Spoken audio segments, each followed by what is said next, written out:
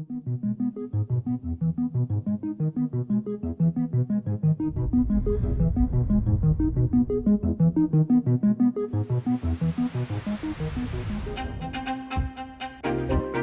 recycling model broken. Recycling is broken. Cities across the country are now re-examining whether their recycling programs are going to waste. It's kind of a sexy headline. Recycling is a lie. Nothing actually gets recycled. But recycling as a system isn't broken. Recycling is still saving millions of trees, gigatons of carbon equivalents, glass, aluminum, but plastic packaging is contaminating our paper. It's driving up the cost of sorting and processing. It's requiring us to pay more for disposal. We don't have a recycling crisis. We have a plastic packaging crisis.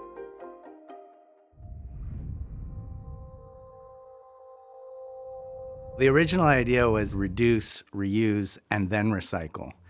And that got turned upside down by the packaging industry, who figured out that they could use recycling as a good storyline to what the end of life for their packaging is. But their goal is to sell more packaging. That's the bottom line. AMBR, or the Alliance of Mission-Based Recyclers, formed so we could collectively be a counter-narrative to the corporate voice who wants to say that everything is recyclable. For recycling to make a real difference today, we have to get back to the original values on which it was founded. In the last few decades, most of the recycling industry has been bought up and consolidated by the waste industry. They're in it for different reasons. If your primary revenue source is from landfills and incinerators, you don't have the same incentive to recycle.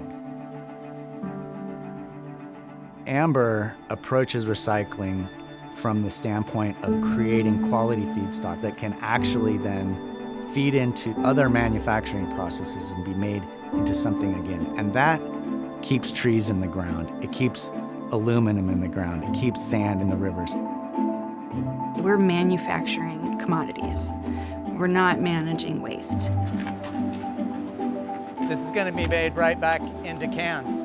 The energy that this represents is just a vast amount of carbon that is saved by recycling rather than digging more bauxite out of the ground and converting that into aluminum. This will all be back on the shelf as a cracker or cereal box in about 4 to 5 weeks. If we focus on being as local or regional as we can with where we sell these materials, we not only have the environmental benefit, but we're creating local jobs and strengthening our regional economy. You can create safe, family-sustaining jobs and provide a high-quality program to the community and at a reasonable price point. And that's what we're trying to demonstrate as these mission-based recyclers. I probably get around a good 8 to 10 tons or so per day or better. Everyone feels like all plastic is recyclable, so they come out and they're like, hey, that's a recyclable. You're supposed to take this. Recycling is an important tool to address climate change and the impacts of our consumption, but it's never meant to be the solution for everything we create. And for plastics in particular, it very rarely is.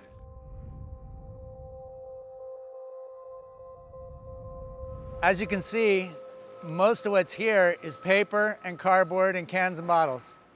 That's what's really recyclable.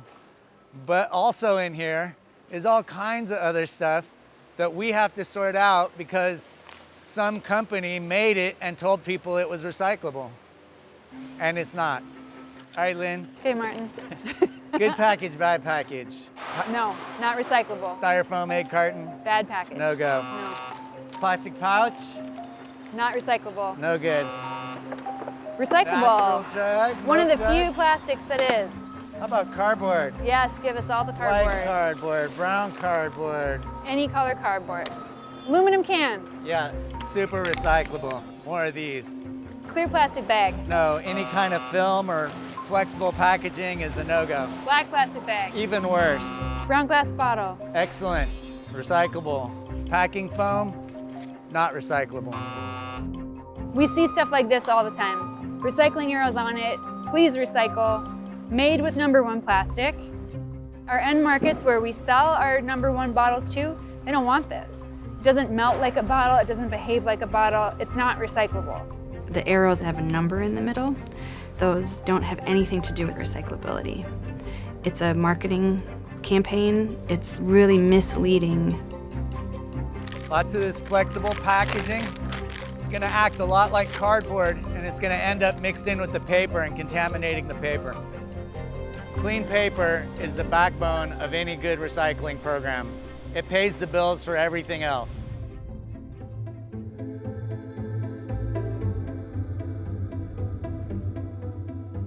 The recyclers have to pay extra money to have people there to pull the plastics out manually, or to add a new $1 million piece of optical sorting on the paper line that we never needed before. You can see how much energy and time and money gets spent pulling out plastic from the paper. We have to shut the facility down for almost 2 hours every day, climb into the screens with box cutters, just to deal with the plastic bags. When we say the plastic industry is trashing recycling, this is what we're talking about. This is material that came in to the recycling facility from people's recycling carts and is going to leave as trash. This is going to end up being burned or buried.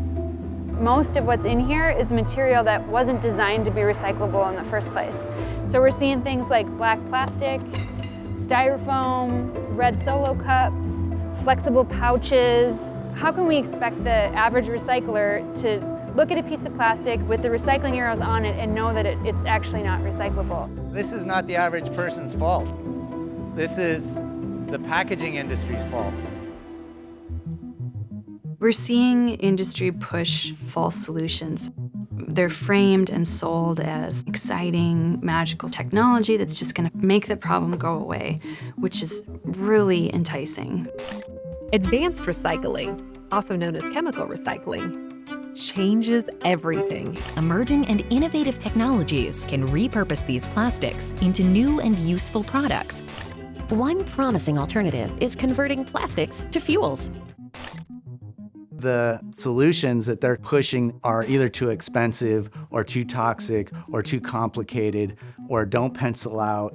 And so it's just a marketing solution. The reason AMBR is in the game is really to defend the definition of recycling. The important measure of any solution at all is, does it keep it in the ground? Ideally, we're heading towards less stuff, not a way to manage an ever-increasing mountain of stuff. We need them to just stop it. Like, stop producing so much plastic. Find other ways to deliver goods and services. We can have a modern society without disposable plastic. There are 4 or 5 national policies that could make a huge difference on climate, on ecosystem destruction, on pollution, on resource conservation. If producers have to pay for and manage the end of life of a product, they're going to get much better at designing things that are actually recyclable, or maybe even eliminate a lot of unnecessary and problematic packaging. We'd like to see labeling laws that get rid of the chasing arrows, that require proof that a product or a package is actually recyclable in mainstream curbside recycling programs before it gets a recycling label on it. The only way that you can really get containers back at a high level to recycle them is a national deposit return system.